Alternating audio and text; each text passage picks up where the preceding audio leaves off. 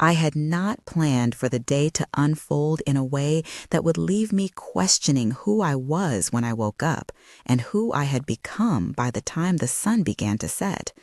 It started so ordinarily, with a walk through the city streets, the usual hum of traffic in the distance, and the weight of my own thoughts pressing against me like a second skin.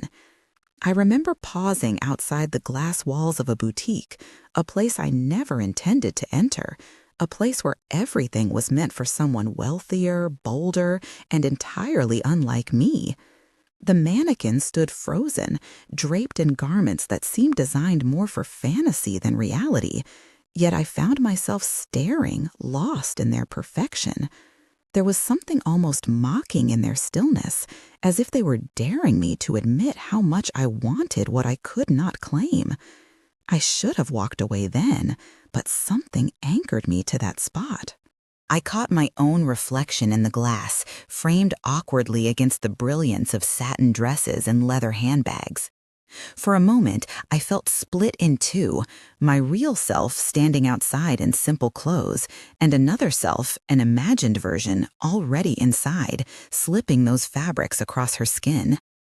I lingered too long in that in-between, and it was in that exact moment that she appeared. I didn't notice her at first, not until her presence shifted the air beside me. She stood close enough that I could smell her perfume, a rich blend of jasmine and something darker, sharper, like smoke curling at the edge of a flame. Without a word, she turned her head slightly, and her gaze locked onto mine through the reflection. Her eyes unsettled me in a way I couldn't name.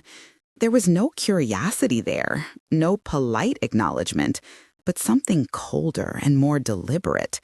She looked at me as if she had been searching for me specifically, as if she had found exactly what she was seeking. My stomach tightened, and I should have stepped back, but instead I stayed. When her hand brushed against my arm, it was not accidental. The touch was deliberate, claiming, as though she already knew I would not resist. My pulse skipped in my throat, quick and uneven, and suddenly the world outside, the people passing by, the distant car horns, the ordinary rhythm of life, disappeared. She moved first, and I followed without questioning why. There was no invitation, no gesture of permission, only the steady assurance in the way she carried herself, and I fell into step beside her as though it had been decided long before. The boutique doors opened with a soft hiss, spilling us into cool air heavy with the scent of leather, wood polish, and expensive perfumes. The lighting inside was dim, golden, designed to flatter, to seduce, to make reality feel softer and more pliable. I had never felt so out of place, yet her presence turned that discomfort into something else, something resembling surrender. The staff glanced at us immediately, eyes sharp yet deferential, and I realized in a flash how easily they accepted her dominance, her wealth, her role as someone who was meant to be obeyed. And because I stood beside her, their gaze slid to me and shifted too. I was no longer invisible, but instead seen through the prism of her authority. A strange heat crept up my neck, the kind that comes from both shame and exhilaration. I wondered what they thought of me, this quiet woman at her side. But even more than that, I wondered what I was beginning to think of myself. The boutique was arranged like a stage, every rack and display carefully designed to entice, every surface gleaming, every shadow deliberate. She guided me deeper into it, her hand pressing briefly at the small of my back, and the pressure was enough to make me realize how thoroughly I had ceded control. My body responded in ways my mind could not catch up to. I noticed the way the silk dresses swayed slightly as she passed them, as if even the fabric leaned toward her. The mirrored walls reflected us together, and I could not help but see how seamlessly I had been absorbed into her orbit. Each step felt heavier, as though I was walking away from the person I had been only minutes before. I kept expecting myself to hesitate, to pull back, to remind myself that this was madness, that I didn't know her, that I had no reason to obey her silent direction. But the hesitation never came. Instead, there was an odd calmness, almost like being carried by a current too strong to fight. The boutique swallowed me whole, with its golden lights and hushed reverence, and she walked ahead of me like a figure out of a dream that bordered on a nightmare. I could not explain why I did not resist. Perhaps it was the strangeness of the moment, the disorienting mixture of danger and allure that shimmered around her like a second skin. Perhaps it was because something inside me had been waiting for this, though I had never admitted it. My life had always been structured, safe, contained within boundaries I never dared to cross. But here, inside this sanctuary of excess and desire, those boundaries no longer seemed solid. They dissolved with every movement she made, every step I took to remain at her side. The silence between us was the loudest sound I had ever heard. It filled the air more completely than music or words could. It pressed against me with the weight of all that was unspoken, all that was implied, all that was yet to come. I felt suspended, trapped between fear and something dangerously close to longing. And when I looked at her again, watching the way her fingers lingered over a sequin dress, the way her lips curved in a smile I couldn't interpret, I understood that I had already been chosen. The beginning had already been written for me. This was no chance encounter. It felt orchestrated, inevitable, as though my entire day had been nothing but a prelude to this moment. And as I followed her deeper into that boutique, past the glass cases and mirrored walls, I knew with sudden clarity that my life had tilted on its axis. I didn't know if it was toward destruction or revelation, but I knew I could not turn back. I had stepped across an invisible threshold, and I was no longer the same. The shock of it wasn't in the luxury or the unfamiliar setting, but in myself, how easily I gave in, how quickly I accepted the role she seemed to assign me. The unease twisted into anticipation, and anticipation bled into hunger. My hands trembled faintly at my sides, not from fear, but from the awareness that something forbidden and irreversible was beginning. And as the door to the boutique closed softly behind us, I realized that the world outside could no longer touch me. I was already lost inside hers. She moved through the store as if it belonged entirely to her, fingers sliding across velvet hangers and silken sleeves with casual possession. I walked behind her, arms quickly filling with pieces she pulled from the racks. Each one felt less like clothing and more like an instruction, a command draped in fabric. Satin, silk, lace, and leather brushed my skin as I held them, the weight building until my arms ached. But I said nothing. Every item she handed me carried with it the quiet force of her will, and I felt myself shrinking and expanding at once, lost in the strange intoxication of her attention. The staff hovered in the background, discreet and watchful, offering polite nods whenever she caught their eyes.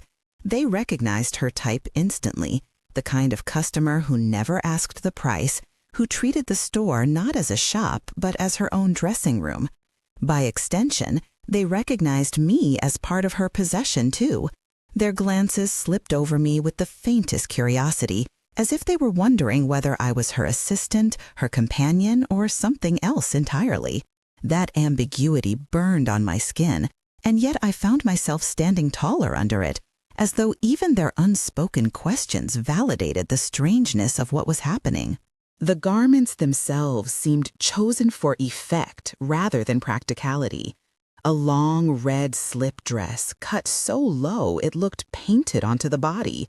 A structured jacket lined with silk that whispered of power.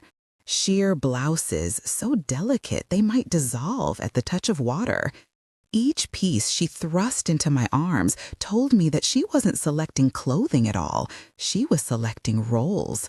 Each fold of fabric was an instruction, each shimmer of sequins a suggestion of what I might become if I let her continue.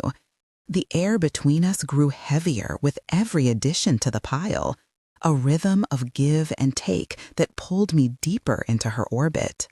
She brushed against me often, deliberately, as though the store was too small to contain her. Her hand lingered a fraction too long on my shoulder when she adjusted the strap of a dress. Her palm grazed my lower back as she guided me toward another rack.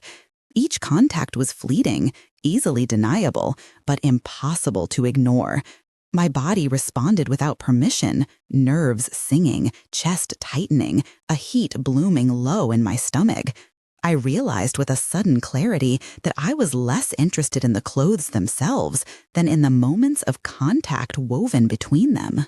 The mirrors lining the walls reflected every movement, doubling and tripling our images until it seemed there were dozens of versions of us scattered throughout the boutique. In one reflection, I was a woman clutching too many garments. In another, I was someone standing too close to her. In another, I was the obedient shadow trailing her every step.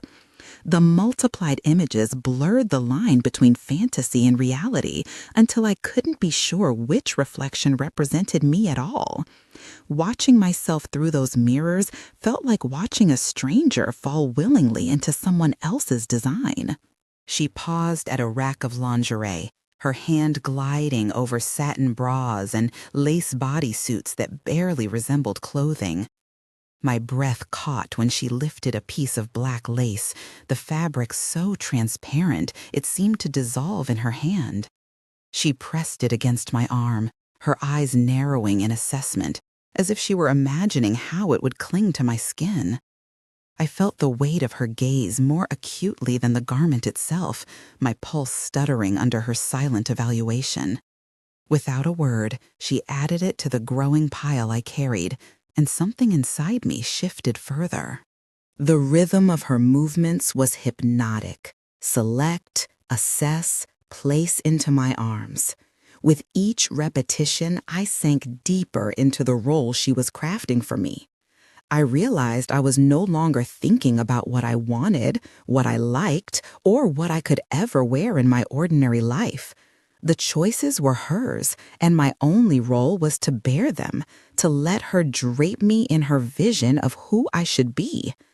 There was something both humiliating and exhilarating in that surrender, and I felt caught between wanting to resist and craving more of it. Every corner of the store became charged with significance. The soft rustle of fabric, the glint of a jeweled clasp, the sound of hangers scraping along metal rods. It all carried a strange intimacy. Even the air conditioning seemed to hum in rhythm with her steps.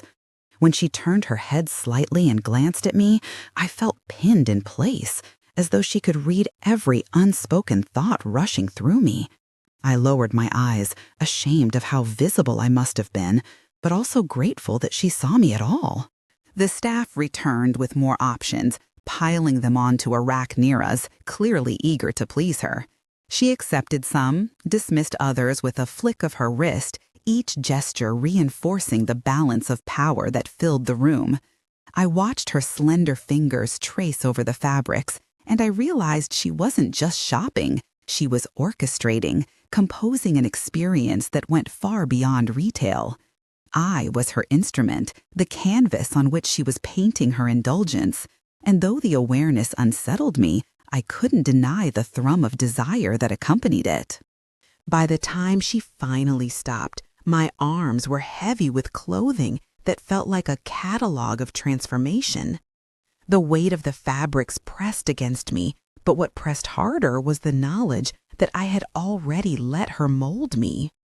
I followed her toward the back of the store, burdened yet strangely light, as though she had stripped something from me even while piling on more. The boutique seemed to close in around us, warm and perfumed, humming with secrets. And as she led me toward the fitting rooms, I realized the true purchase she was making wasn't the garments at all. It was me. The door to the fitting room closed with a soft click, but the sound echoed in my chest like the turning of a lock. The space was smaller than I expected, barely wide enough for the narrow bench, the rack of hangers, and the tall mirror that stretched across one wall. The air was warmer here, dense with the scent of fabric, perfume, and something unmistakably human. It was a place meant for trying on clothes, yet in that moment, it felt like a stage designed for a performance I hadn't agreed to but couldn't refuse. My pulse quickened, and the silence between us grew thicker, as though the walls themselves were pressing in to trap me. She stood too close from the very beginning, her body angled toward mine, her presence filling every inch of available space. The garments she had selected were draped across her arm, shimmering in the dim light like a series of secret invitations. She hung them on the hooks with an almost ceremonial care, one by one, as if each piece had a purpose beyond what it seemed. I watched her hands as they moved, elegant and deliberate, and felt a strange electricity in the way her fingertips lingered against the fabrics. I knew I should look away, but my eyes betrayed me, following her every movement. The mirror reflected everything in unforgiving detail. I saw my posture, tense and hesitant, contrasted with her relaxed dominance. My own image appeared almost timid, arms slightly crossed, shoulders drawn inward, while she stood tall, steady, and entirely in command. It was disorienting to see us doubled, multiplied, as though the mirror wanted me to confront not just what was happening, but what it meant. Every glance at our reflections reminded me that there was no escape here, only acknowledgement. I was forced to see myself in ways I had long avoided. She lifted the first dress from the hanger and held it out, her eyes steady on mine as she gestured for me to slip it on. The gesture was subtle, but there was no mistaking the expectation behind it. I reached out, my fingers brushing the satin, and even that small contact made me shiver. The fabric was cool and impossibly smooth, and as I began to step into it, I realized that her presence had turned a mundane act into something charged, something intimate. The moment her hands rose to adjust the straps on my shoulders, I froze, caught between the urge to recoil and the deeper desire to surrender. Her touch was efficient at first, arranging the dress so that it fell properly, but it soon became something else. Her fingers grazed the line of my collarbone, smoothed the fabric over my chest, tugged gently at the waist as though she were sculpting me to her liking. I watched her face in the mirror while she worked, and I saw the quiet satisfaction flicker in her eyes. It was more than fitting clothing. It was a claim, a possession disguised as care. My breath came shallow, my skin alive with awareness, every nerve straining toward her without permission. When she stepped back to examine me, her gaze traveled slowly, appraising, weighing, deciding. I felt exposed, even though I was fully dressed. The way she looked at me made the fabric seem thinner, more revealing, as though her eyes could pierce straight through it. I shifted under her stare, but the mirror left me nowhere to hide. My body was reflected back from every angle, and with her standing behind me, her presence ghosting over my shoulder, I felt suspended in a kind of beautiful humiliation. She circled me like a sculptor assessing unfinished work, her fingertips trailing lightly across the fabric, testing how it clung, how it stretched, how it shifted when I moved. Each brush of her hand was both practical and profoundly intimate, as though she was reminding me that I was not separate from the garment at all. I was the canvas on which it lived. The tension in my stomach deepened, twisting between shame and thrill.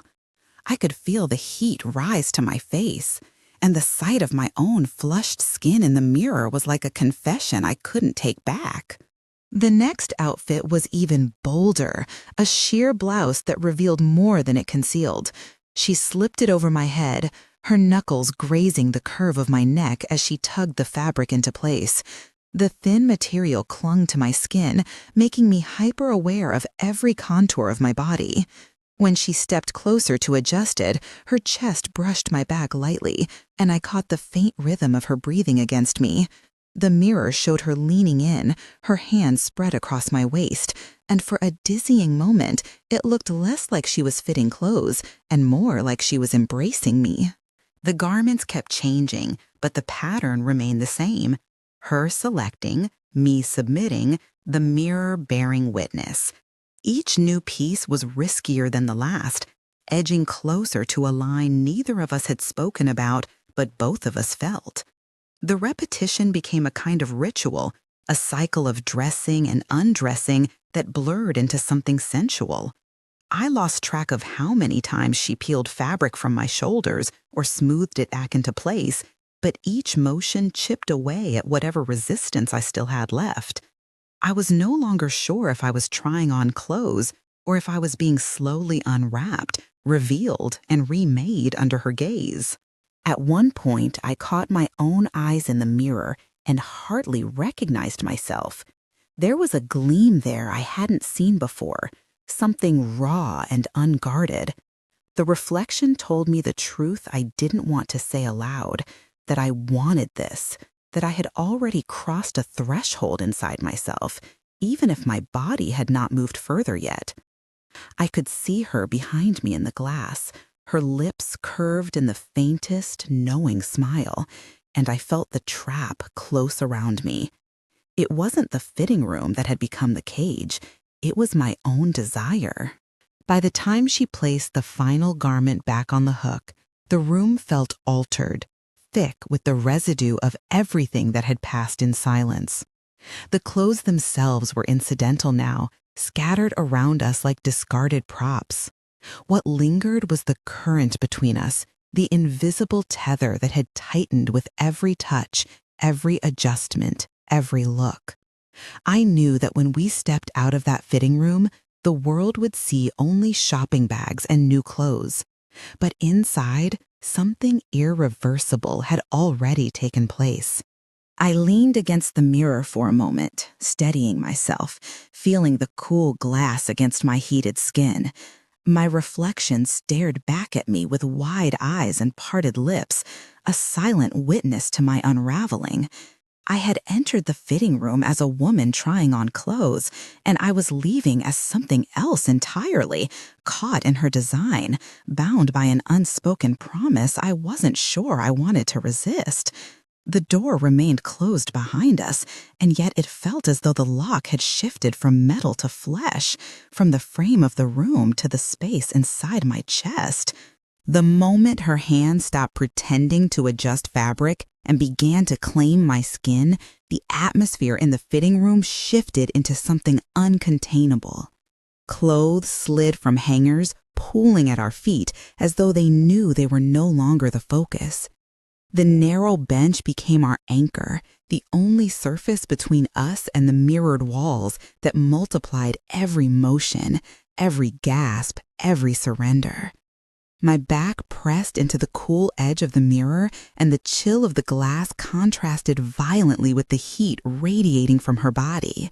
That collision of sensations set fire to every nerve inside me, and I realized boundaries that once defined me had already dissolved. Her mouth found the slope of my shoulder, moving slowly, tasting, lingering. Each kiss was deliberate, a mark left not only on my skin, but inside the fragile structure of who I thought I was. Her hands traveled with an authority that made resistance unthinkable, slipping beneath fabric, exploring curves I had guarded even from myself. I felt undone by the ease with which she navigated me, as if she had memorized a map of my body long before this moment. My breathing came sharp and uneven, filling the small room with the sound of my own unraveling. The bench groaned under the weight of us, our bodies tangling, limbs searching for purchase in a space too small to contain what surged between us. My fingers threaded into her hair, pulling her closer, needing the pressure of her mouth against mine as proof that this was real. Her lips were soft yet insistent, her tongue teasing, coaxing me into opening further than I thought I could. Every movement was mirrored back at me in endless reflections, so that I seemed to watch myself from every angle, my flushed face, my trembling hands, the arch of my body beneath hers. It was both overwhelming and intoxicating to see myself like that, caught in desire without restraint. Her thigh pressed between mine, creating a rhythm that neither of us needed to speak to understand. The friction built quickly, a slow burn igniting into something consuming. I ground against her, unable to stop, chasing a sensation that grew sharper with every breath. The sound of fabric tearing somewhere between us only added to the chaos, proof that clothes were nothing but obstacles now. I was aware of everything, the taste of her lips, the heat of her skin, the relentless pull of her body demanding mine. She moved lower, her lips trailing fire down my chest, her hands firm on my hips, holding me in place as though she feared I might drift away. My head fell back against the mirror, and for a moment I stared at the ceiling, eyes closed, surrendering entirely. The pleasure built in waves, each one higher than the last, until I no longer knew where she ended and I began. It felt like drowning and breathing all at once, like being destroyed and remade in the span of a heartbeat. My body betrayed me with the sounds that escaped, desperate and raw, filling the room more honestly than any confession could. When I climaxed, it ripped through me violently, shaking me apart until I could no longer hold on to anything. The mirror caught the image of my body arching, mouth open, eyes shut tight, as though even my reflection was shocked by the force of it. Her name pulsed unspoken on my tongue, my throat too tight to release it. She held me through it, her body steady, her lips still working, her hands anchoring me as though she wanted to claim every last tremor. The world narrowed to sensation alone, a universe made entirely of heat, skin, and the electricity of her touch. After the storm eased, she lifted her head and kissed me again, slower this time, almost tender. The taste of myself lingered between us, thick and undeniable, a reminder of how far I had already fallen. My arms wrapped around her instinctively, dragging her closer, needing the full weight of her against me. She shifted, pressing me back into the mirror with her body covering mine, as though to remind me there was still more to take, still more to give. My body, already spent, responded again, hungry despite exhaustion, eager for whatever came next. I guided her with trembling hands, sliding fingers beneath the waistband of her clothes, exploring the heat that waited there. She gasped against my mouth, her breath catching as though I had discovered something forbidden. The sound spurred me on, made me bolder as I pressed into her, testing, learning, listening to every shift in her voice. She moved against my hand with desperation, grinding into my touch, her body commanding what her lips refused to say. I watched her face in the mirror, saw the way her features broke open under pleasure, and it filled me with an intoxicating power I had never known. Her climax came in a shudder that shook through both of us, her body collapsing into mine, her forehead pressed against my shoulder. I held her tightly, feeling her tremble, savoring the wet warmth on my fingers that marked the truth of what I had done to her. The room smelled of sweat, perfume, and sex, the kind of scent that seeps into the air and refuses to leave. I felt my heart race wildly, not just from what had happened, but from the knowledge that I had crossed into a territory I could never retreat from. My body was hers, and in claiming her, I had surrendered myself even further. The fitting room no longer looked like a place for trying clothes. The discarded garments littered the floor like fallen petals. mirrors fogged with the heat of our breathing, the bench skewed from the force of our bodies. It felt less like a store and more like a confessional where every secret had been exposed and nothing remained hidden. My reflection in the mirror seemed older, raw, transformed, as though I had been stripped of every disguise. I touched my own lips with shaking fingers and tasted her, still there, proof that boundaries had never been real to begin with.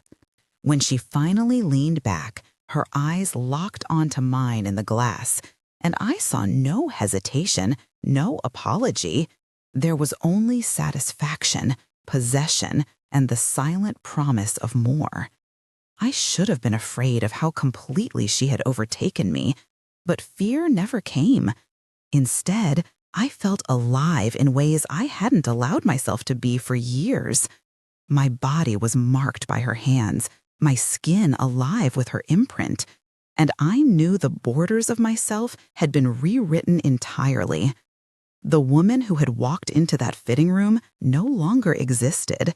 In her place stood someone who had tasted what it meant to live without boundaries and craved it still. The silence that followed was not the kind of silence that comforted. It was thick, clinging to the air, heavy with the aftermath of everything we had done. My body still hummed, trembling from the waves that had rolled through me moments earlier. But beneath the physical echoes was something more complicated. The fitting room looked wrecked, garments scattered on the floor, the mirror smeared faintly where my back had pressed too hard. I sat slumped against the bench, breathing slowly, trying to stitch myself back together in a place where pieces of me felt deliberately torn apart.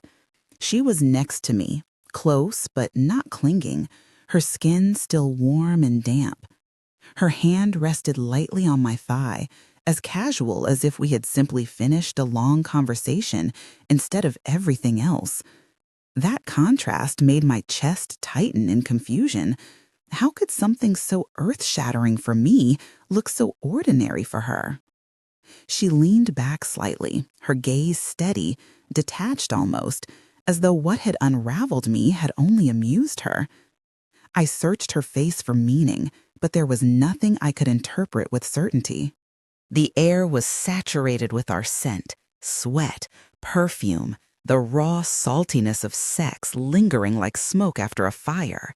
It was intoxicating and unsettling, clinging to my skin as if it wanted to remind me of what I had become. I brushed my fingers along my arm, half expecting to wipe the feeling away, but it stayed, sinking deeper. My reflection in the mirror startled me, hair tangled, lips swollen, eyes wide and unsettled.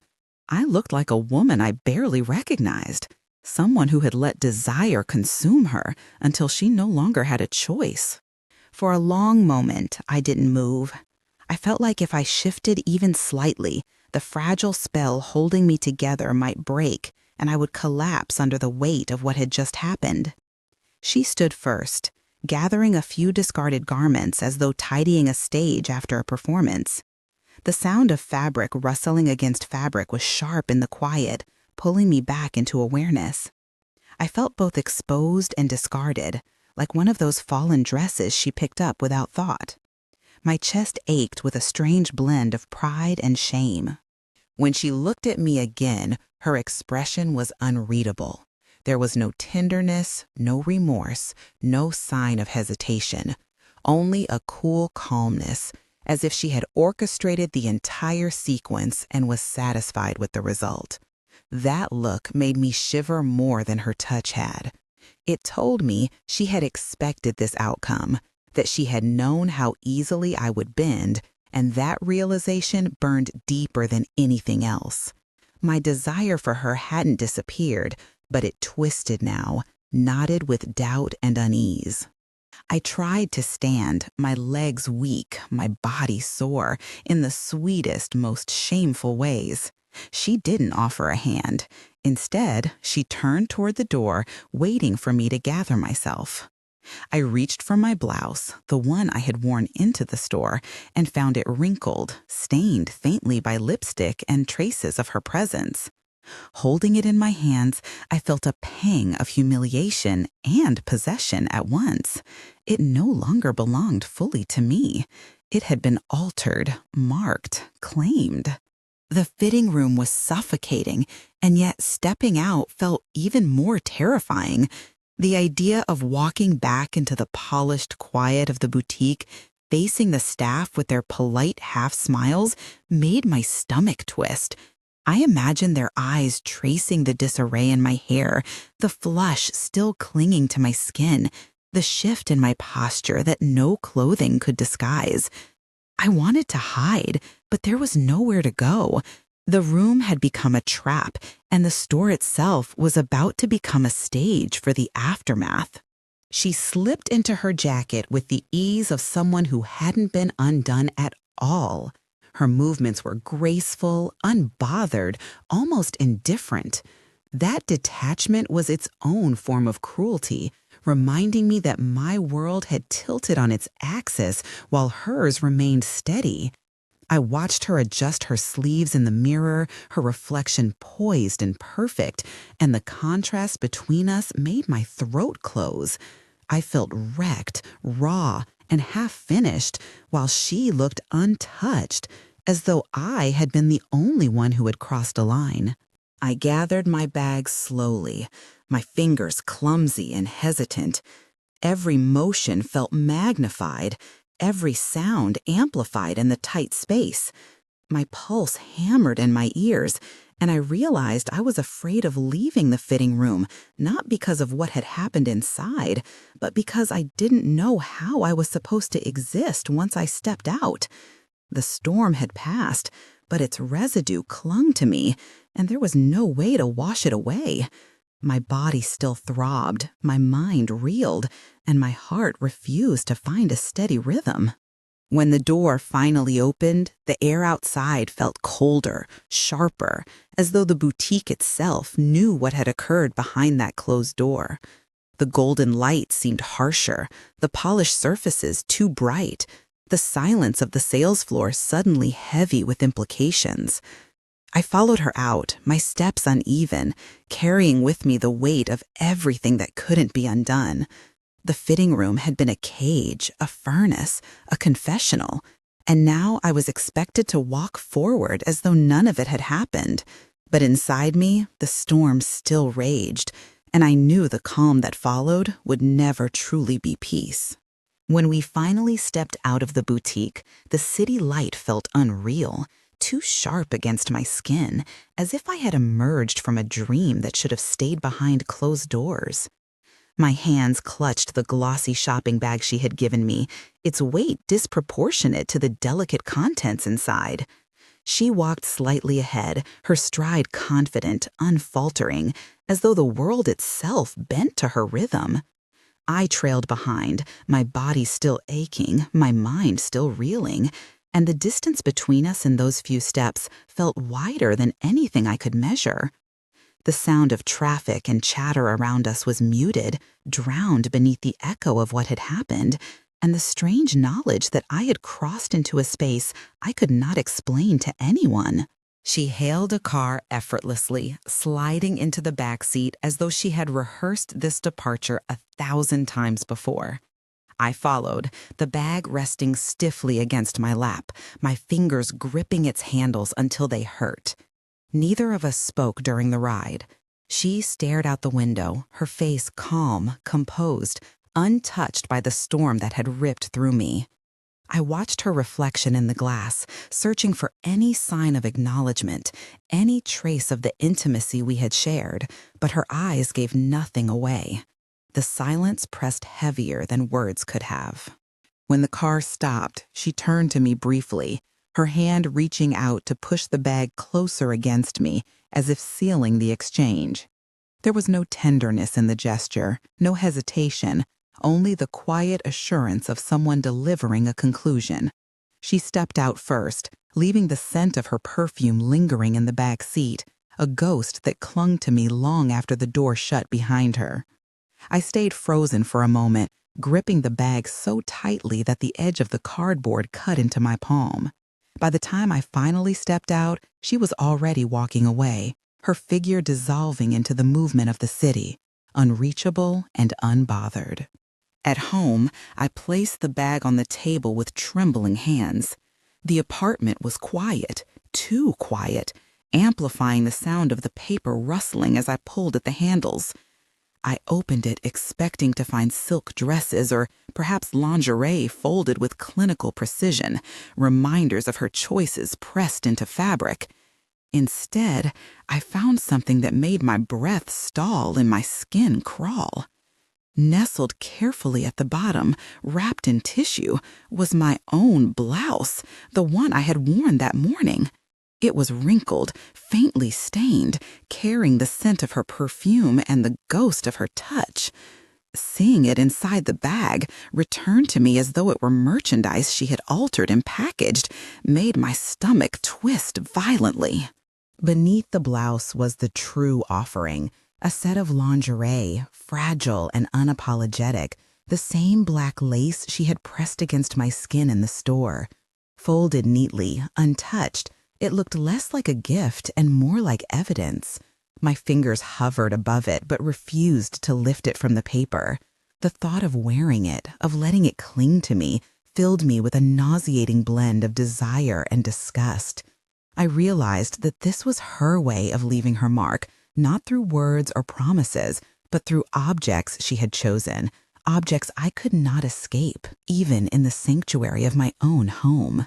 I sank into a chair, staring at the bag, the blouse, the lace, as though they were strangers who had followed me inside. My heart beat unevenly, each thud dragging the memory of her hands, her lips, her eyes back into me. What had happened in the fitting room was undeniable, but this final gesture unsettled me more deeply than the act itself. She had turned the most intimate moment of my life into something transactional, something consumable, something folded neatly into paper and string. The realization was a wound I could not tend, a cut that would bleed quietly inside me for far longer than I wanted to admit. I pressed the blouse to my face, inhaling her perfume mixed with the faint musk of sweat and lipstick, and my body betrayed me again. The memory of her mouth flared in my chest, making me tremble, even as my mind recoiled from the humiliation. I hated myself for craving the very thing that unsettled me, for wanting more of what had already broken me open. The contradiction was unbearable, and yet I clung to it as though it were proof that I was still alive. The lace lay untouched on the table, but it dominated the room, a reminder of the boundary she had obliterated, and the one I could no longer rebuild. Night crept in through the windows, shadows stretching long across the floor.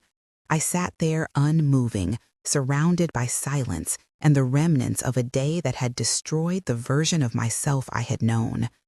I realized with slow clarity that there would be no closure, no simple way to fold this experience into my past.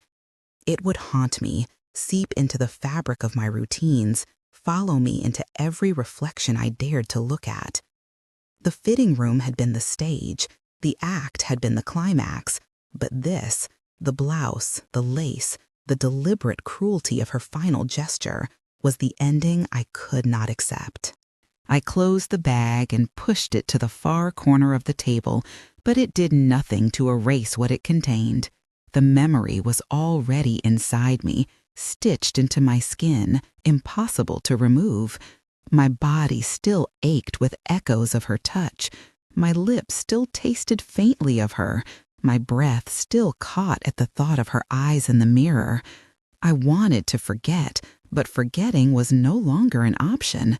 I had been altered in ways that could not be undone, and I was left alone to live with the contradiction that what I wanted most was also what I could least bear to remember.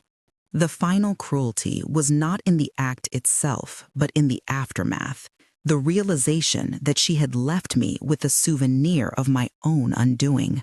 The blouse was mine, the lingerie was hers, And together, they told a story I would never be able to explain to anyone. I sat there until the night thickened into silence, unable to move, unable to resolve what had happened. And in that stillness, I knew with absolute certainty that this was not an ending I could accept, but one I would carry like a shadow, stitched into every choice I made from this moment forward.